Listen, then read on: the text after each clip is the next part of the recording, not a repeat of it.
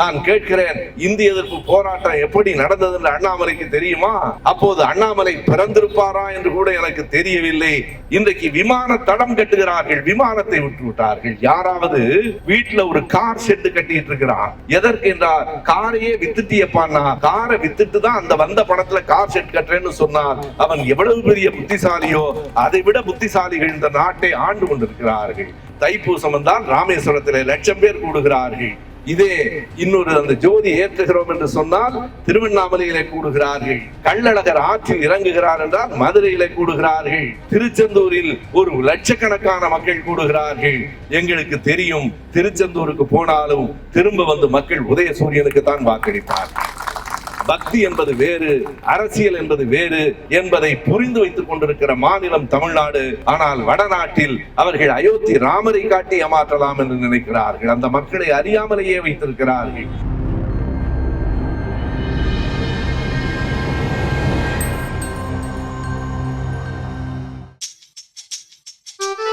इस देश को ये मेरा गारंटी,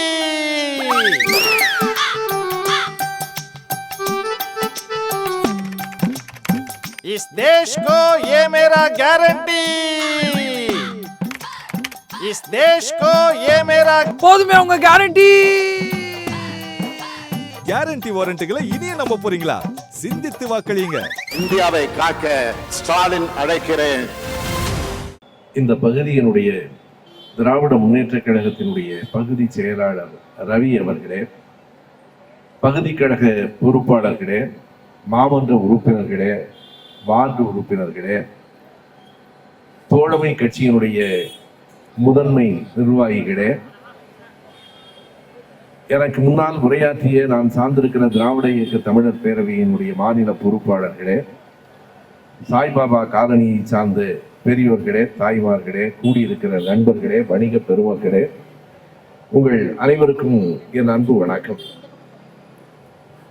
திமுக கழகத்தினுடைய தலைமையிலிருந்து இந்த 2024ஆம் ஆண்டு நாடாளுமன்ற தேர்தலை ஒட்டி தமிழ்நாட்டினுடைய பல தொகுதிகளுக்கும் சென்று நீங்கள் தேர்தல் பரப்புரை ஆற்ற வேண்டும் என்று பணித்த போது எனக்கு வந்த பட்டியலில் ஒரு ஊர் இருக்கிறதா என்று தேடினேன். எந்த ஊர் இருந்தாலும் இல்லை என்றாலும் குற்றமில்லை, கோவையில் பேச வேண்டும் என்கிற கோபம் எனக்கு. தமிழ்நாடு முழுவதும் திமுக கழகத்திற்காக, கூட்டணிகளுக்காக எந்த ஊரில் பேசுவதற்கும் நான் விருப்பமாகவும் அணியமாகவும் இருக்கிறேன். அது என் கடமை என்றும் கருதுகிறேன். ஆனால் கோவையிலே பேச வேண்டும் என்று நான் நினைப்பதற்கு எனக்குள் இருக்கிற ஒரு கோபம் காரணம். அந்த கோபம் தனி மனித பகை சார்ந்ததல்ல. அண்ணாமலை அவர்களை இதுவரையில் நான் பார்த்தது கூட இல்லை. என் கோபம் கொள்கை சார்ந்த கோபம். நான் 1965 பள்ளி மாணவனாக இருந்தபோது தெருக்களிலே உடல் மண்ணுக்கு, உயிர் தமிழுக்கு என்று முடக்கமிட்டு சென்ற ஆயிரம் மாணவர்களில் ஒருவராய் நடந்து சென்றவர். இந்திய எதிர்ப்பு போராட்டம் என்பது நம் ரத்தத்தில் ஊறி இருக்கிற உணர்ச்சியின் வெளிப்பாடு. அதனை இங்கே வேட்பாளராக போட்டியிடுகிற அண்ணாமலை அவர்கள் அது ஒரு பெய்ந்து போன செருப்பு என்று சொல்லுகிறார். நான் நண்பர் சிங்கராயனிடத்திலே என்ன கேட்டுக்கொண்டேன் என்றால், வேளாண்டி பாளையத்திலே பேசுகிற போது அந்த தொடரை வைத்து சற்று கோபமாக அவர் பேசினார். அப்படி பேச வேண்டாம், தனி மனிதர்களை பற்றி பேச வேண்டாம், கொள்கை பற்றி பேசுவோம். அந்த இந்திய எதிர்ப்பு என்பது, தமிழ் உணர்ச்சி என்பது பெய்ந்து போன செருப்பா இல்லையா என்பது இந்த கோவை பகுதி மக்களுக்கு தெரியும். இந்த போராட்டம் நடைபெற்ற நாளில், அந்த ரத்தம் சிந்திய 50 நாள்களில் இந்த கோவை, பொள்ளாச்சி, உடுமலை பகுதியிலும் மிகப்பெரிய எழுச்சி இருந்ததை நீங்கள் இளைஞர்கள் சொல்ல கேட்டிருப்பீர்கள், பெரியவர்கள் நேராக அறிந்திருப்பார்கள். 1964 அது தொடங்கிற்று. திருச்சியிலே கீழப்பழுவூர் சின்னசாமி முதலமைச்சராக இருந்த பக்தவச்சலம் அவர்கள் ரயிலில் வந்து இறங்கிய போது தன்னை மண்ணெண்ணை ஊற்றி கொண்டு கொளுத்தி கொண்டு தமிழ் வாழ்க, இந்தி ஒழிக என்று சொல்லி இறந்து போனானே, அன்றைக்கு தொடங்கி 65 பிப்ரவரி 15ஆம் தேதி மயிலாடுதுறையிலே சாரங்கபாணி என்கிற மாணவன், ஏபிசி கல்லூரியிலே படித்த மாணவன், அவன் என்ன செய்தான் என்றால் வீட்டிலிருந்து தன்னுடைய உடம்பில் மண்ணெண்ணெயை ஊற்றி கொண்டு தெரு முழுவதும் முழக்கமிட்டுக் கொண்டே ஓடி வந்தான். நாம் சுடர்களை எடுத்துக்கொண்டு ஓடுகிறவர்களை பார்த்திருக்கிறோம். தன்னையே ஒரு நெருப்பு சுடராக மாற்றிக்கொண்டு ஓடி வந்து இறந்து போனான் எங்கள் சாரங்கபாணி. அவன் பார்த்து, அவனுடைய தியாகத்தை பார்த்து, எங்கள் இந்திய எதிர்ப்பு போராட்ட வீரர்களினுடைய அந்த தியாகத்தை பார்த்து அது பீந்து போன செருப்பு என்று அண்ணாமலை அவர்கள் சொல்வார்களானால் குறித்துக் கொள்ளுங்கள். பீந்து போன செருப்பு என்ன செய்யும் என்பதை ஏப்ரல் 19ஆம் தேதி கோவை மக்கள் உங்களுக்கு சொல்லுவார். மற்ற இடங்களில் எல்லாம் நாம் வெற்றி பெற வேண்டும் என்று கருதுகிறோம். கோவையினுடைய வெற்றி எப்படி இருக்க வேண்டும், கணபதி ராஜகுமாரினுடைய வெற்றி எப்படி இருக்க வேண்டும் என்றால் வேறு யாரும் அடுத்த இடத்துக்கு வருகிறார்கள் என்பதை பற்றி எனக்கு கவலை இல்லை. அண்ணாமலை அவர்கள் கட்டுத்தொகையை, ஜாமீனை இழந்தார் என்கிற செய்தி மோடியின் காதுகளில் போய்விட வேண்டும். எதற்காக என்றால் அண்ணாமலை என்கிற தனி மனிதன் மீதல்ல, இனி வருகிற யாரும் இப்படி ஆணவத்தோடு இந்த மண்ணில் நின்று பேசக்கூடாது என்கிற பாடத்தை கோவை மக்களே நீங்கள் சொல்லுங்கள். எவ்வளவு பெரிய ஆணவம் இருந்தால் நம்முடைய போராட்டத்தை, எந்த ஒரு போராட்டத்தையும் நான் சொல்லுகிறேன் நண்பர்களே, இந்திய விடுதலை போராட்டத்தை கொச்சைப்படுத்தலாமா? உலகத்தின் எந்த மூலையில் நடந்த போராட்டத்தையும் கொச்சைப்படுத்தலாமா? நான் கேட்கிறேன், இந்திய எதிர்ப்பு போராட்டம் எப்படி நடந்தது என்று அண்ணாமலைக்கு தெரியுமா? அப்போது அண்ணாமலை பிறந்திருப்பாரா என்று கூட எனக்கு தெரியவில்லை. நீங்கள் நின்று எங்கள் மக்களிடத்திலே நின்று பேசுகிறீர்கள். அதைத்தான் நண்பரிடத்திலே சொன்னேன். அப்படி பேசுவது அவருடைய தரம். அதே செருப்பால் அடிப்போம் என்று நீங்கள் பேசாதீர்கள். அது நம்முடைய தரம் அல்ல. நம்முடைய சொற்கள் நம்முடைய தரத்தை காட்டும். நாம் திராவிட இயக்க மேடைகளிலே வளர்ந்தவர்கள். புள்ளி விவரங்களை எடுத்து சொல்லுவோம், உண்மையான செய்திகளை எடுத்து சொல்லுவோம். புள்ளி விவரங்கள் கேட்பதற்கு சில நேரங்களில் சலிப்பாக இருக்கலாம், ஆனால் அவற்றுக்குள் இருக்கிற உண்மையை அருள் கூர்ந்து நீங்கள் எண்ணி பாருங்கள். நான் சில செய்திகளை மட்டும் சொல்லுகிறேன். இந்த கோயம்புத்தூர் என்பது ஒரு தொழில் நகரம். ஜிஎஸ்டியில எவ்வளவு பெரிய பாதிப்புகள் நமக்கு வந்திருக்கின்றன, அத்தனை வணிகர்களுக்கும் எவ்வளவு வந்திருக்கிறது. இவர்கள் நாங்கள் இந்து மதத்தை காப்பாற்றுகிறோம் என்கிறார்களே, இந்து மத மக்கள் ஏற்றுகிற அந்த சூடத்துக்கு 12% அந்த ஜிஎஸ்டி வரி போடுகிற அரசு தான் மோடி அரசு. நண்பர்களே, யாருக்கெல்லாம் அவர்கள் கடனை தள்ளுபடி செய்கிறார்கள், யாரிடத்தில இருந்தெல்லாம் வட்டியில இப்படி கடனை ஜிஎஸ்டி வரி போட்டு வாங்குகிறார்கள். சென்ற ஆண்டு மட்டும் 66 லட்சம் கோடி வாராக்கடன் என்று குறிக்கப்பட்டிருக்கிறது. வாராக்கடன் என்று சொன்னால் நாங்கள் அது தள்ளுபடி அல்ல, கொஞ்சம் காலதாமதமாக அதை வாங்கி விடுவோம் என்றார்கள். நல்லது, 66 லட்சம் கோடி வாராக்கடன் அறிவித்தீர்களே. அடுத்தது 14 லட்சம் கோடி தள்ளுபடி செய்யப்படுகிறது. யார் வாங்கிய கடன்? நம்முடைய பிள்ளைகளுக்கு கல்விக்கு வாங்கிய கடனா? சிறு குறு தொழில்களுக்கு வாங்கிய கடனா? அம்பானிக்கும் அதானிகளும் வாங்கிய கடன். ஒன்றை குறித்துக் கொள்ளுங்கள் நண்பர்களே, இந்தியாவை 2 குஜராத்திகள் விற்று கொண்டிருக்கிறார்கள், 2 குஜராத்திகள் வாங்கி கொண்டிருக்கிறார்கள். விற்று கொண்டிருக்கிற குஜராத்திகளின் பெயர் மோடி என்பது, அமித்ஷா என்பது. வாங்கி கொண்டிருக்கிற குஜராத்திகளின் பெயர் அம்பானி என்பது, அதானி என்பது. எங்கள் நாட்டை யாரும் யாருக்கும் விற்பனை செய்ய ஒரு நாளும் நாங்கள் அனுமதிக்க மாட்டோம் என்று எழுகிற எழுச்சி தான் ஏப்ரல் 19. எப்படி விற்பனை செய்யலாம்? எவற்றையெல்லாம் விற்பனை செய்திருக்கிறார்கள் நண்பர்களே. ஜவஹர்லால் நேரு அவர்கள் பிரதமராக இருந்த போது 33 பொதுத்துறை நிறுவனங்களை தொடங்கினார். பொதுத்துறை நிறுவனம் என்பது என்ன? இந்த நாட்டில் எல்லாவற்றையும் அரசே பார்த்து கொண்டு விட முடியாது. அதற்காக எல்லாவற்றையும் தனியாரிடம் விட்டால் அது மக்களுக்கு நன்மை செய்யாது. என்ன செய்யலாம் என்று அவருடைய மூளையிலே எழுந்த ஒரு அரிய ஒரு சிந்தனை தான் 51% முதலீடு அரசு சார்ந்தது. 49% முதலீட்டை தனியாக செய்யலாம். அதன் மூலமாக என்ன நடக்கும் என்றால் அது ஒரு பொதுத்துறை நிறுவனம், நேரடியாக அரசு நிறுவனம் அல்ல, நேரடியாக தனியார் நிறுவனமும் அல்ல. ஆனாலும் அதிலே 51% முதலீடு அரசுடையது என்பதால் அதில் எந்த முடிவையும் எடுக்கிற உரிமை அரசுக்கு தான் இருக்கிறது. பணத்தை தனியார்கள் போடலாம், ஆனால் முடிவெடுக்கிற உரிமை என்ன உரிமை? அந்த பொதுத்துறை நிறுவனங்களில் இடஒதுக்கீடு வேண்டும், ஒடுக்கப்பட்ட மக்களுக்கு இடம் வேண்டும் என்றால் அரசு எடுக்கிற முடிவுதான். என்ன ஆயிற்று? 33 நிறுவனங்கள். லால் பகதூர் சாஸ்திரியினுடைய காலத்திலே 8 பொதுத்துறை நிறுவனங்கள். எல்லோரையும் தாண்டி இந்திரா காந்தி அவர்களின் காலத்திலே 66 பொதுத்துறை நிறுவனங்கள். நான் உண்மையை மறைத்து சொல்லவில்லை. விபி சிங் ராஜீவ் காலத்தை தாண்டி வாஜ்பாயின் காலத்திலும் 19 பொதுத்துறை நிறுவனங்கள் தொடங்கப்பட்டன. மேடைக்காக எந்த உண்மையையும் மறைத்துவிடக் கூடாது. ஆனால் நான் கேட்கிறேன், மோடி அவர்களே, இந்தியாவின் பிரதமராக 10 ஆண்டுகள் இருந்தீர்களே, இந்த 10 ஆண்டுகளில் நீங்கள் தொடங்கிய ஒரே ஒரு பொதுத்துறை நிறுவனத்தை சொல்ல முடியுமா? இப்போது ஜவஹர்லால் நேரு தொடங்கி மன்மோகன் சிங் வரையில் அவர்கள் காலத்திலே தொடங்கப்பட்ட பொதுத்துறை நிறுவனங்களினுடைய எண்ணிக்கை 188. 188 நிறுவனங்களில் 189வது ஒரு நிறுவனத்தை நீங்கள் உருவாக்கவில்லை என்பது மட்டுமல்ல, 188 பொதுத்துறை நிறுவனங்களில் 23 நிறுவனங்களை மோடி அரசு விற்றுவிட்டது. உண்மையா இல்லையா? இன்றைக்கு விமான தடம் கட்டுகிறார்கள், விமானத்தை விட்டு விட்டார்கள். யாராவது வீட்டுல ஒரு கார் ஷெட் கட்டிட்டு இருக்கிறான், எதற்கு என்றால் காரையே வித்துட்டியப்பான்னா, காரை வித்துட்டு தான் அந்த வந்த பணத்துல கார் ஷெட் கட்டுறேன்னு சொன்னால் அவன் எவ்வளவு பெரிய புத்திசாலியோ அதை விட புத்திசாலிகள் இந்த நாட்டை ஆண்டு கொண்டிருக்கிறார்கள். நான் சொல்லுகிறேன், 188 பொதுத்துறை நிறுவனங்கள், 23 நிறுவனங்கள் விற்கப்பட்டு விட்டன என்று நீங்கள் மோடி சொல்லுவதை நம்ப வேண்டாம் என்று மட்டும் நான் சொல்லவில்லை, நான் சொல்லுவதையும் நம்ப வேண்டாம். நீங்கள் சரிபார்த்துக் கொள்ளுங்கள். ஒவ்வொரு வருடத்திலையும் கைபேசி இருக்கிறது, பப்ளிக் செக்டார் என்று போடுங்கள், அடுத்த நொடியிலே உங்களுக்கு விடை வரும். நாங்கள் சொல்லுவது உண்மையாக இருந்தால் வாக்களியுங்கள். இங்கே வந்திருக்கிற மக்கள் அந்த உணர்வோடு வந்தவர்களாக இருக்கலாம். ஆனால் நீங்கள் வாக்களிப்பதோடு நிறுத்திவிட்டால் தேர்தலில் நம்முடைய வெற்றி பெரிதாக இருக்காது. அக்கம் பக்கத்தில் பேசுங்கள், அடுத்த வீடுகளில் பேசுங்கள், அண்ணன் தம்பியிடம் பேசுங்கள், அக்கா தங்கையிடம் பேசுங்கள். எதற்காக என்றால் திமுக வெற்றி பெற வேண்டும் என்பதற்காக அல்ல, இந்த நாடு நின்று நிலைக்க வேண்டும் என்பதற்காக. இன்னமும் பாரதிய ஜனதா கட்சியினுடைய ஆட்சி தொடருமானால் என்ன ஆகும் தெரியுமா பெரியோர்களே? கொரோனா போய்விட்டது, பிஜேபி இன்னமும் போகவில்லை. கொரோனாவை விட நீக்க வேண்டிய, அழிக்கப்பட வேண்டிய ஒரு கிருமி இந்த பிஜேபி தான். எதையும் நாங்கள் தனிப்பட்ட கோபத்தின் மீது நாங்கள் சொல்லவில்லை, நாட்டில் நடந்து கொண்டிருக்கிற நடப்புகளை வைத்து சொல்லிக் கொண்டிருக்கிறோம். மோடி அவர்கள் சொன்ன பொருளாதார அந்த வாக்குறுதிகளை மட்டுமல்ல, மற்ற துறைகளில் காப்பாற்றி இருக்கிறாரா? பொருளாதாரத்திலே முன்னேற்றம் என்றால், நாங்கள் ஆட்சிக்கு வந்தால் அமெரிக்க டாலரினுடைய மதிப்பு வீழ்ச்சி அடையும் என்றார், வீழ்ச்சி அடைந்திருக்கிறதா? இன்றைக்கு அமெரிக்க டாலரினுடைய மதிப்பு 83 ரூபாய்க்கு மேலே. யாருடைய ஆட்சியில் ஏறிற்று? பெட்ரோல் மன்மோகன் சிங்குடைய காலத்திலே 1 லிட்டர் பெட்ரோல் 58 ரூபாய் தானே. இன்றைக்கு அது 102 ரூபாயாக கூடி இருக்கிறதே. தாய்மார்கள் இங்கே கூடி இருக்கிறீர்கள்.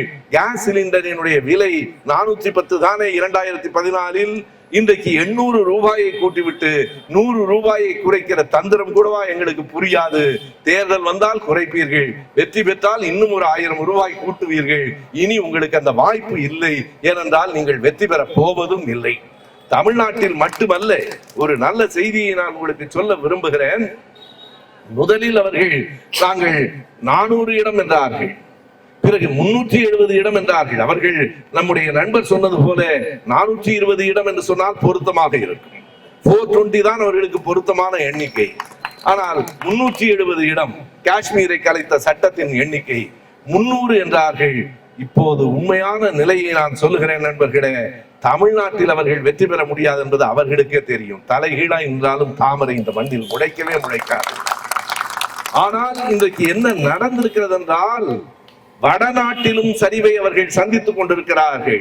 பீகாரில் நம்முடைய சமூக நீதி காவலர் லாலு பிரசாத்தின் மகன் தேஜஸ்வி எழுந்து நிற்கிறார்.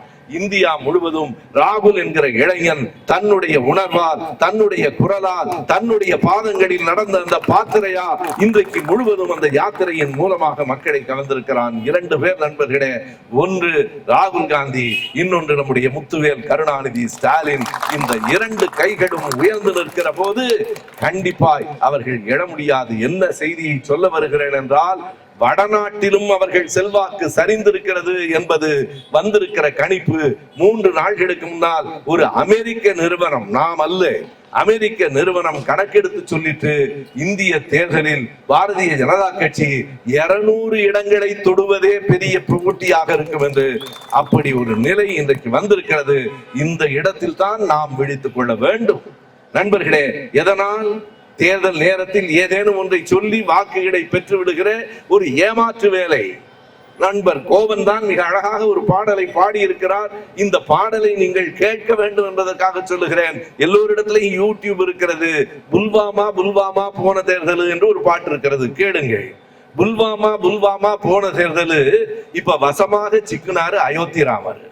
போன தேர்தலுக்கு புல்வாமா தேர்தல், இந்த தேர்தலுக்கு அயோத்தி ராமர். புல்வாமா என்றால் என்ன? அதை சொல்லி சொல்லியே 2019 அவர்கள் வாக்குகளை பெற்றார்கள். புல்வாமா என்பது வேறொன்றுமல்ல, ஜம்மு காஷ்மீர் மாநிலத்தில் இருக்கிற ஒரு இடம்.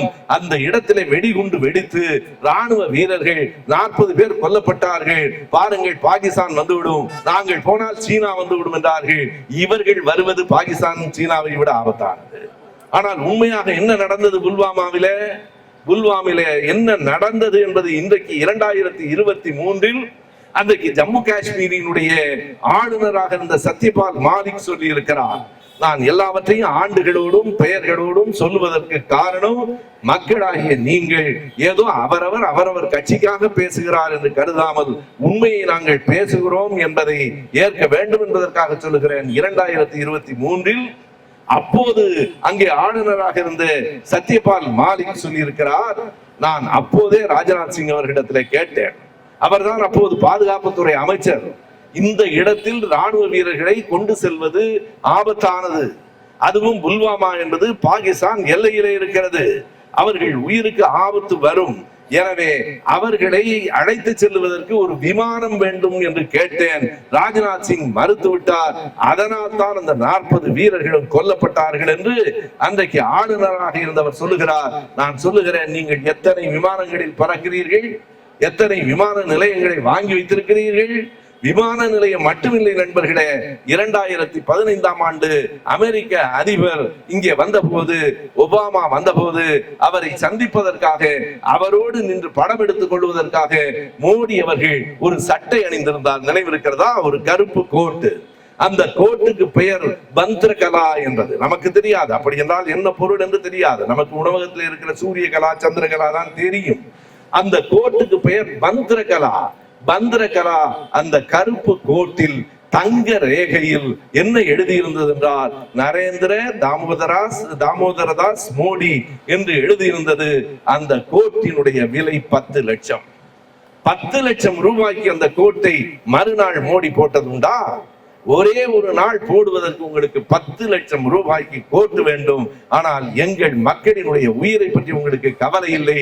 ஒரே ஒரு விமானத்தை கொடுப்பதற்கு ராணுவ வீரர்களுக்கு முன்வராத இந்த பாரதிய ஜனதா கட்சியினுடைய ஆட்சியின் கடைசி நாள் ஜூன் 4. நண்பர்களே, ஜூன் 3ஆம் தேதி அன்றைக்கு நாம் நம்முடைய தலைவர், நெஞ்சமெல்லாம் நிறைந்த நம் அருமை தலைவர் கலைஞர் அவர்களின் 100ஆண்டு நிறைவு விழாவை கொண்டாட போகிறோம். ஜூன் 3 மட்டும் கொண்டாட்டம் நிறுத்தி விடாதீர்கள். ஜூன் 4 அதைவிட பெரிய கொண்டாட்டம். ஜூன் 4 தான் உண்மையான கொண்டாட்ட நாள் நமக்கு வரப்போகிறது. அந்த ஜூன் 4 வருகிற போது இந்தியா முழுவதும் அவர்கள் சிக்கி திணறுவது ஒரு பக்கம் இருக்கட்டும், தமிழ்நாட்டில் இனி அவர்கள் எழவே முடியாது என்பது மட்டுமல்ல, தமிழ்நாட்டில் தேர்தலில் நிற்கலாம் என்கிற சிந்தனையே இனி அவர்களுக்கு வரக்கூடாது. அப்படி ஒரு தேர்தல் முடிவை நாம் தர வேண்டும். நாளைக்கு கோவையிலே ராகுல் காந்தி அவர்களும் நம்முடைய முதலமைச்சர் மாண்புமிகு முத்துவேல் ஸ்டாலின், கருணாநிதி ஸ்டாலின் அவர்களும் பேசுகிறார்கள். நான் ஏன் அந்த பெயரை முழுமையாக சொல்லுகிறேன் என்று கேட்டால், அப்படி சொல்லுகிற போது ஒரு கம்பீரம் நமக்குள் வருகிறது. அப்படி சொல்லுகிற போது நீங்கள் அந்த காட்சியை நினைத்து பாருங்கள். 2021 மே 7ஆம் தேதி பதவியேற்கும் போது அந்த பதவியேற்பு விழாவில் அமர்ந்திருந்தவர்களில் நானும் ஒருவனாக இருந்தேன். எதிர்பார்க்கவில்லை. அவர்கள் சொல்லுகிற போது இந்த பெயரை சொல்லி என்னும் நான் என்று சொல்லுகிற போது இயல்பாக மு.க. ஸ்டாலின் என்னும் நான் என்றுதான் சொல்வார் என்று கருதி கொண்டிருந்தோம். அவர் நிதானமாக நிறுத்தி சொன்னார், முத்துவேல், கருணாநிதி, ஸ்டாலின் என்னும் நான் என்று சொல்லிவிட்டு அப்படி நிமிர்ந்து பார்த்தாரே, அது ஒரு சிங்கத்தின் பார்வை. அந்த கூட்டத்தை சொல்லி முடித்து விட்டு அப்படி ஒரு பார்வை பார்த்தார். எனக்கு ஒரு படம் நினைவுக்கு வந்தது. நான் பார்த்திருக்கிறேன் ஒரு அழகான ஒரு வண்ண புகைப்படம். ஒரு காட்டில், ஒரு குன்றில் ஒரு சிங்கம் அமர்ந்து அப்படி பார்க்கும். எனக்கு அந்த காட்சி நினைவுக்கு வந்தது. அப்போது அவர் சொன்ன செய்திகளை எல்லாம் அந்த ஆட்சிக்கு வந்து பதவி பிரமாணம் ஏற்று 15 நிமிடங்களில் தன்னுடைய ட்விட்டர் பக்கத்திலே ஒரு மாற்றம் செய்தார். ஏன் இவர்களுக்கு எரிகிறது என்பதற்காக சொல்லுகிறேன். 15 நிமிடங்களில் தன் பெயரை ஒரு அறிமுகத்தை செய்கிற போது ஸ்டாலின் என்ற அவருடைய பெயரை போட்டுவிட்டு முதலமைச்சர் தமிழ்நாடு, தலைவர் Dravida Munnetra Kazhagam, belongs to Dravidian stock என்று மாற்றினார். இவர்களுக்கு எரிந்தது. நான் அந்த பதவியேற்பு விழா முடிந்து சென்னை பல்கலைக்கழகத்திலே ஒரு பணிக்காக செல்லுகிற போது அங்கே பத்திரிகையாளர்கள், ஊடகவியல் நண்பர்கள் நின்று கொண்டிருந்தார்கள். என்ன என்று கேட்டேன். டிவிடெண்ட் ஸ்டாக் என்று போட்டிருக்கிறாரே முதலமைச்சர் திடீரென்று, அது பற்றி உங்கள் கருத்து இல்லை என்றார்கள். நீங்கள் சொல்லித்தான் எனக்கு தெரியும். அப்படி போட்டிருக்கிறாரா? அந்த நேரத்தில் எனக்கு ஏற்பட்ட மகிழ்ச்சியின் அளவு இருக்கிறதே நண்பர்களே. I belong to dividend stock என்று சொல்லுவதற்கு எங்களுக்கு ஒரு முதலமைச்சர் வந்திருக்கிறார். அது யாருடைய தொடர்? எங்கள் பேரறிஞர் அண்ணா 1962 மாநிலங்களவையில் தன்னை பற்றி அறிமுகப்படுத்திக் கொள்ளுகிற போது I come from Tamil Nadu, I come from I belong to dividend stock என்று மாநிலங்களவையில் ஒலித்தாரே, அந்த குரல் மறுபடியும் எங்களுக்கு மீண்டும் ஒரு அண்ணா வந்திருக்கிறார், கலைஞர் மட்டுமல்ல அண்ணாவும் சேர்ந்து வந்திருக்கிறார் என்கிற உணர்வை ஏற்படுத்தியது. அதுதான் அவர்களுக்கு எரிச்சல். இவர் மறுபடியும் டிவிடெண்ட் ஸ்டாக்கை நோக்கி போகிறாரே, இவரை எப்படியாவது ஒழித்து விட வேண்டும் என்றார்கள். அண்ணாமலை அவர்களே, உங்களால் மட்டுமல்ல, மோடியால் மட்டுமல்ல, உங்கள் பாட்டனுக்கு பாட்டன் வந்தாலும் இந்த மண்ணை விட்டு திமுக கழகத்தை எவராலும் அடிக்க முடியாது. நண்பர்கள் சொன்னது போல திமுக கழகத்தை அடிப்போம் என்று புறப்பட்டவர்களுக்கெல்லாம் மலர் வளையம் வைத்த கட்சி திராவிட முன்னேற்ற கழகம் தான். எத்தனை கட்சியை நாங்கள் பார்த்திருக்கிறோம், எத்தனை பேரை பார்த்திருக்கிறோம். இன்றைக்கு நேற்றைக்கு அல்ல. நான் பெரியவர்களை நான் குறைத்து சொல்லுவதற்காக குறிப்பிடவில்லை, வரலாற்றுக்காக சொல்லுகிறேன். திமுக கழகம் தான் என்னுடைய முதல் எதிரி, கம்யூனிஸ்டுகள் கூட அல்ல, திமுக தான் என் முதல் எதிரி என்று ராஜாஜி சொன்னார். அவரை விட ஒரு பெரிய மூதறிஞர், அவரை விட ஒரு நிர்வாக திறன் உடையவர் கிடையாது. திமுக தான் என் முதல் எதிரி என்றார். திராவிட இயக்க எதிர்ப்பு மாநாடு என்று ஒன்றை 1949 50 வரைக்கும் தமிழ்நாடு முழுவதும் சிலம்பு செல்வர் மாப்போசி நடத்தினார். அதற்கு பிறகு கம்யூனிஸ்ட் கட்சியில இருந்து பிரிந்து போன எம் கல்யாண சுந்தரம் அவர்கள் திமுகவை எதிர்ப்பேன் என்றார். நான் யாரையும் குறை சொல்வதற்காக சொல்லவில்லை நண்பர்களே. இங்கே இருக்கிற இளைய தலைமுறை பிள்ளைகள் யாருக்காவது ராஜாஜியினுடைய கட்சியின் கொடி என்ன என்று தெரியுமா? மாப்போசி கட்சியினுடைய கொடி என்ன என்று தெரியுமா? கல்யாண சுந்தரம் அவர்கள் கட்சியினுடைய கொடி என்ன என்று தெரியுமா? தெரியாது. ஆனால் அன்றும் இன்றும் எழுந்து பறப்பது எங்கள் இருவண்ண கொடிதான் தமிழ்நாட்டில் என்பது வரலாறு. அடிக்க வந்தவர்கள் அழிந்து போனார்கள். அண்ணாமலை அவர்களே, கவனத்தில் கொள்ளுங்கள். உங்களே எல்லாம் விட மிகப்பெரிய ராஜாஜி போன்றவர்கள் 1971 தேர்தலில் என்ன நடைபெற்றது? அறிஞர் அண்ணா அவர்கள் இறந்ததற்கு பிறகு 69 கலைஞர் ஆட்சிக்கு வந்தார். மறுபடியும் அவர் சந்தித்த முதல் தேர்தல் 71. அறிஞர் அண்ணா அவர்கள் இல்லாமல் அவர் சந்தித்த தேர்தல் 71 தேர்தலில் அவர் யாரை எதிர்த்து களம் காண வேண்டியிருந்தது தெரியுமா? தமிழ்நாட்டின் முதுபெரும் தலைவர்கள் காமராஜரும் ராஜாஜியும் கைகோத்து கொண்டு எதிரில் நின்றார்கள். அப்போதுதான் சேலத்தில் பெரியார் ராமர் படத்தை செருப்பால் அடித்து விட்டார் என்று ஒரு வதந்தி கிளப்பப்பட்டது. அது உண்மை அல்ல. பெரியார் அப்படி எதுவும் செய்யவில்லை. அவர் மூட நம்பிக்கை ஒழிப்பு பேரணிதான் நடத்தினார். அப்போது அதை எதிர்த்து கருப்பு கொடி காட்ட வந்த ஜனசங்கம், இன்றைக்கு பிஜேபி, அன்றைக்கு ஜனசங்கம், அவர்கள் கருப்பு கொடி மட்டும் காட்டிவிட்டு ஜனநாயகமாக கலைந்து போகவில்லை, செருப்படுத்து வீசினார்கள். அந்த செருப்பு ஐயா இருந்த வண்டிக்கு பின்னால் வந்து விழுந்தது. தானாய் வந்தது, வீணாய் போக வேண்டாம் என்று அந்த தொண்டர்கள் எடுத்து அடித்தார்கள். இதுதான் உண்மையாக நடந்தது. ஆனால் அதை எப்படி துக்ளக் போட்டது? ஒரு ராமர் படத்தில் பெரியார் செருப்பால் அடிப்பது போலவும் பக்கத்திலே இருந்து முதலமைச்சர் கலைஞர் கைதட்டுவது போலவும் படம் போட்டது. தமிழ்நாடு முழுவதும் செய்தி பரவிற்று. இனி திமுக வெல்ல முடியாது என்று நினைத்தார்கள். அங்கே அசாமிலே தேர்தல் பரப்புரையிலே இருந்த இந்திரா காந்தி அவர்களிடத்திலே போய், இதோ தமிழ்நாட்டில் உங்கள் கூட்டணியில் இருக்கிற கட்சி இப்படி செய்திருக்கிறது என்று கேட்டபோது இந்திரா காந்தி அம்மையார் கேட்டார், யார் அப்படி செய்தது? அவர்கள் சொன்னார்கள், ஈவி ராமசாமி என்கிற பெரியார் என்று அழைக்கப்படுகிற ஈவியார் அப்படி செய்தார். இந்திரா காந்தி சொன்ன பதில் என்ன தெரியுமா? He has been doing it for a long time என்று சாதாரணமா, அவர் ரொம்ப நாளா செஞ்சிட்டு இருக்கிறாரு, இன்னைக்கா செய்யறார், இதுக்கும் எங்கள் தேர்தலுக்கும் எந்த பாதிப்பும் ஏற்படாது என்றார். உண்மையாகவே தமிழ்நாட்டு மக்களை இன்னமும் பாஜக புரிந்து கொள்ளவில்லை. நீங்கள் மதத்தின் அடிப்படையில் இந்த மக்களை மாற்றவே முடியாது. எங்களுக்கு தெரியும், தமிழ்நாட்டில் இருக்கிற மக்கள் 197 பேர் மத நம்பிக்கை உடையவர்கள் தான். எங்களை போல கருப்பு சட்டைக்காரர்கள் எண்ணிக்கையிலே குறைவுதான். ஆனால் அது ஒரு நாடும் பாதிக்காது. ஏன் தெரியுமா? தைப்பூசம் வந்தால் ராமேஸ்வரத்திலே 1,00,000 பேர் கூடுகிறார்கள். இதே இன்னொரு அந்த ஜோதி ஏற்றுகிறோம் என்று சொன்னால் திருவண்ணாமலையிலே கூடுகிறார்கள். கள்ளழகர் ஆற்றில் இறங்குகிறார் என்றால் மதுரையிலே கூடுகிறார்கள். திருச்செந்தூரில் ஒரு லட்சக்கணக்கான மக்கள் கூடுகிறார்கள். எங்களுக்கு தெரியும், திருச்செந்தூருக்கு போனாலும் திரும்ப வந்து மக்கள் உதயசூரியனுக்கு தான் வாக்களிப்பார்கள். பக்தி என்பது வேறு, அரசியல் என்பது வேறு என்பதை புரிந்து வைத்துக் கொண்டிருக்கிற மாநிலம் தமிழ்நாடு. ஆனால் வடநாட்டில் அவர்கள் அயோத்தி ராமரை காட்டி ஏமாற்றலாம் என்று நினைக்கிறார்கள். அந்த மக்களை அறியாமலேயே வைத்திருக்கிறார்கள். அறியாமையிலேயே வைத்திருக்கிற காரணத்தால் தான் அவர்கள் ஆட்சிக்கு வர முடியும் என்று நினைக்கிறார்கள். நண்பர்களே, நான் வடக்கிலே இருக்கிறவனை எதிர்த்து பேச வேண்டும் என்பதற்காக சொல்லவில்லை, மனப்பூர்வமாக சொல்லுகிறேன். கொரோனா வருகிற போது இங்கே இருந்து பீகார் வரைக்கும் நடந்து போன மக்கள் யார்? ஏன் அவர்கள் அந்த நிலையிலே இருந்தார்கள்? இன்றைக்கும் குறிப்பிடுகிறேன் நண்பர்களே, இவர்கள் ஆங்கிலத்தை வளர்த்தார்கள் என்கிறார்களே, அந்த இருமொழி கொள்கையை தமிழ்நாட்டில் கொண்டு வந்த காரணத்தால் தான் இன்றைக்கு உலகெங்கும் அந்த தகவல் தொழில்நுட்ப அந்த துறையிலே கொடி கட்டி பறக்கிறவர்கள் தமிழ்நாட்டு பிள்ளைகள் தான். இன்றைக்கும் நீங்கள் இந்தியாவில் எந்த மாநிலத்தை வேண்டுமானாலும் எடுத்துக்கொள்ளுங்கள், தகவல் தொழில்நுட்ப அந்த துறையில் மட்டுமல்ல, ஆங்கிலம் அறிந்ததால் நம் பிள்ளைகள் உயர்ந்து நிற்கிறார்கள். தாய்மொழிக்கு பதிலாக ஆங்கிலம் என்று ஒரு நாளும் நாங்கள் சொல்லவில்லை. தமிழ் எங்கள் உயிருக்கு நேர் என்று கருதுகிறவர்கள் நாங்கள். ஆனால் ஆங்கிலத்தை தேவை கருதி கற்கிறோம். ஏன் இந்தியை கற்க மறுக்கிறாய்? ஏன் சமஸ்கிருதத்தை கற்க மறுக்கிறாய்? நாங்கள் கற்க மறுக்கவில்லை, அது அவரவர் விருப்பம். நீங்கள் திணிப்பதை மறுக்கிறோம், திணிப்பதை எதிர்க்கிறோம். உங்கள் சமஸ்கிருதத்தால், உங்கள் இந்தியால் எங்களுக்கு எந்த பயனும் இல்லை. நண்பர்களே, ஆங்கிலத்தை நாம் பயன்படுத்துகிறோம், இந்தி நம்மை பயன்படுத்த பார்க்கிறது. அவர்களுக்கு இந்தியை மட்டும் சொல்லிக் கொடுத்தீர்களே, என்ன ஆயிற்று? பீகாரில் இருக்கிறவர்களுக்கு இந்தி தெரியும் தானே? அந்த மக்கள் இன்றைக்கு உலகத்திலே பொருளாதாரத்திலே முன்னேறி நிற்கிறார்களா? மிகவும் பின்தங்கி இருக்கிற மாநிலம் பீகாரும் உத்தரப்பிரதேசம் தான். உத்தரப்பிரதேசத்திலும் பீகாரிலும் இருக்கிறவர்களுக்கு இந்தி தெரியாதா? என்ன தெரிந்தாலும் அவர்களால் முன்னேற முடியவில்லை என்று சொன்னால் அதற்கு மிகப்பெரிய தடைக்கல்லாக இருப்பது அவர்களை ஆங்கிலம் கற்க விடாமல் நீங்கள் தடுத்ததுதான். எனவே அப்படி தமிழ்நாட்டையும் அழித்து விடலாம் என்று ஒரு நாளும் நீங்கள் கருதாதீர்கள். இன்றைக்கு மறுபடியும் மோடி அவர்கள் சொல்லுகிறார், பல இடங்களில் பேசுகிறார், ஜிடிபி என்று சொல்லுகிற மொத்த உற்பத்தியில் இந்தியா 5வது இடத்தில் இருக்கிறது. மிக விரைவில் 3 அல்லது 4வது இடத்துக்கு கொண்டு வந்து விடுவோம்.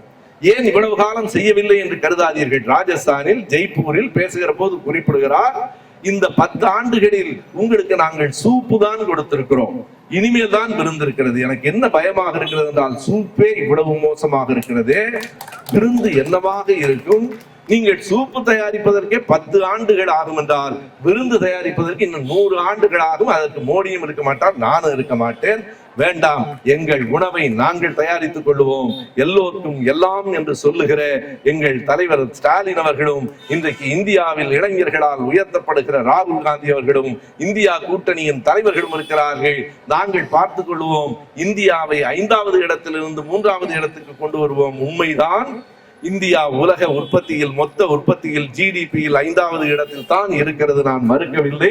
முதல் இடத்தில் அமெரிக்கா, 2வது இடத்தில் சீனா, 3வது இடத்தில் ஜப்பான், 4வது இடத்தில் ஜெர்மனி, 5வது இடத்தில் இந்தியா தான் இருக்கிறது. இதில் இருக்கிற ஒரு நுட்பமான செய்தியை நீங்கள் அறிந்து கொள்ள வேண்டும். இதற்குள்ளே இருக்கிற நுண் அரசியலை அறிந்து கொள்ள வேண்டும். இந்தியா 5வது இடத்தில் இருக்கிறது என்பது பெருமைதானே என்றால் அது பெருமை இல்லை நண்பர்களே. எங்கே இருக்கிறது நம்முடைய வீழ்ச்சி தெரியுமா? மொத்த உற்பத்தியில் இந்தியா 5வது இடத்தில் இருக்கிறது. ஆனால் தனி மனித வருமானத்தில் எங்கே இருக்கிறது? தனி மனித வருமானத்தில் பங்களாதேஷுக்கு பின்னால், இலங்கைக்கும் பின்னால், ஆப்பிரிக்க நாடுகள் சிலவற்றுக்கும் பின்னால் தனி மனித வருமானத்தில் 121வது இடத்தில் இருக்கிறது. எவ்வளவு வேறுபாடு பாருங்கள். மொத்த உற்பத்தியில் 5வது இடத்தில் இருக்கிறது, தனி மனித வருமானத்தில் 121வது இடத்தில் இருக்கிறது என்றால் இதற்கு என்ன பொருள் தெரியுமா நண்பர்களே? இந்தியா முன்னேறி இருக்கிறது, இந்தியர்கள் ஏழைகளாக இருக்கிறார்கள். இந்தியா யாருடைய இந்தியாவாக முன்னேறி இருக்கிறது? அம்பானியின் இந்தியாவாக, அதானியின் இந்தியாவாக முன்னேறி இருக்கிறது. நாம் ஏழைகளாக இருக்கிறோம், அன்றாட உணவுக்கு அல்லல் படுகிறவர்களாக இருக்கிறோம். மாற வேண்டும். திராவிட மாடல் இந்திய மாடலாக மாற வேண்டும். திராவிட மாடல் என்பது எல்லோருக்கும் எல்லாம் என்பதுதான். ஏரி செய்கிறவர்களுக்காக நான் திருப்பி சொல்லுகிறேன், என்ன எல்லோருக்கும் எல்லாம்? ஆண்களுக்கு உள்ள பெருமை, ஆண்களுக்கு உள்ள தற்சார்பு, ஆண்களுக்கு உள்ள உரிமை எல்லாம் பெண்களுக்கும் உண்டு. தன்னை மேல் ஜாதி என்று கருதி கொள்ளுகிறவனுக்கு இருக்கிற சமூக மதிப்பு அனைத்தும் ஒடுக்கப்பட்ட மக்களுக்கும் உண்டு. பணக்காரர்களுக்கு உள்ள மரியாதை ஏழைகளுக்கும் உண்டு என்பதுதான் எல்லோருக்கும் எல்லாம். இதனை வெறும் வாய் சொல்லாக மட்டும் சொல்லவில்லை நண்பர்களே. 1000 ரூபாய் கொடுக்கிறோம் என்பதை பெருமையாக சொல்லவில்லை. நம் தங்கைக்கு தாய்க்கு உதவியாக இருக்கிறோம் என்கிற அந்த அடக்க உணர்வோடு தான் சொல்லுகிறோம். ஒரு நாளும் அதை நான் பெருமையாக சொல்லவில்லை. என்ன கேட்டார்கள்? மகளிர் உரிமை தொகை 1000 ரூபாய் தருவீர்கள் என்றீர்களே, தந்து விட்டீர்களா என்று கேட்டுக்கொண்டிருந்தார்கள். தந்ததற்கு பிறகு என்ன கேட்கிறார்கள்? தந்து விட்டீர்கள், நன்றி என்றல்லவா நேர்மையானவன் சொல்ல வேண்டும். அது நேர்மையானவனின் குணம். இவர்களிடத்தில் எதிர்பார்க்க முடியாது. ஏன் தரவில்லை என்று கேட்டவர்கள் 1000 ரூபாய் போதுமா என்று கேட்கிறார்கள். அதையும் தாண்டி நம்முடைய நடிகை குஷ்பு அவர்கள் இந்த 1000 ரூபாய் பிச்சை காசு என்கிறார். குஷ்பு அவர்களே, நீங்கள் வடநாட்டில் எங்கோ பிறந்தீர்கள், தமிழ்நாட்டில் திரைப்படத்தில் வந்து நடித்தீர்கள், எங்கள் தமிழ் மக்களின் காசில் கோடி கோடியாய் சேர்த்தீர்கள். உங்களுக்கு 1000 ரூபாய் பிச்சை காசாக இருக்கலாம். அன்றாடம் உழைக்கும் என் தாய்க்கும் தங்கைக்கும் 1000 ரூபாய் உதவும். அது போதுமான பணம் என்று நான் சொல்லவில்லை. காரைக்குடியிலே பர்மா காலனி என்கிற இடத்திலே ஒரு கடையிலே நான் அமர்ந்திருக்கிற போது ஒரு மூதாட்டி வந்தார். அவரிடத்துல கேட்டேன், அம்மா, அந்த மகளிர் உரிமை தொகை உங்களுக்கு வருகிறதா என்று கேட்டேன். அந்த அம்மையார் சொன்ன விடையை எடுத்து மாறாமல் சொல் மாறாமல் சொல்லுகிறேன். அவர் சொன்னார், வருதுங்கய்யா, 1000 ரூபாய் வருது. அதுதான் என் பிள்ளைக்கு மருந்து மாத்திரை வாங்க உதவுகிறது, அதற்குத்தான் உதவுகிறது. நாங்கள் உங்களுக்கான வாழ்வாதாரத்தை கொடுத்து விட்டோம். 1000 ரூபாய் ஒரு குடும்பத்துக்கு போதும் என்று ஒரு நாளும் நாங்களும் நினைக்கவில்லை, எங்கள் தலைவரும் நினைக்க மாட்டார். ஆனால் அந்த 1000 ரூபாய் மருந்து மாத்திரை வாங்க, இந்த உயிர்களை காப்பாற்ற உதவும் என்றால் அதற்கு உதவியாக இருப்பதுதான் திராவிட மாடல். எல்லோருக்கும் எல்லாம் என்று இருப்பதான வையம் அதை நோக்கி நடக்கிறது என்றால் நம்முடைய தலைவர் அவர்களினுடைய அந்த அன்பு, அந்த தாய்மார்கள் மீது இருக்கிற நேசம், ஒரு சமத்துவத்தின் மீது கொண்டிருக்கிற அந்த பாசம், இவைகள் தான் அதை செய்கிறது. உங்கள் மோடி ஆட்சியில் பெண்களின் நிலை என்னவாக இருக்கிறது? இதை மட்டும் சொல்லி நான் என் உரையை நிறைவு செய்கிறேன்.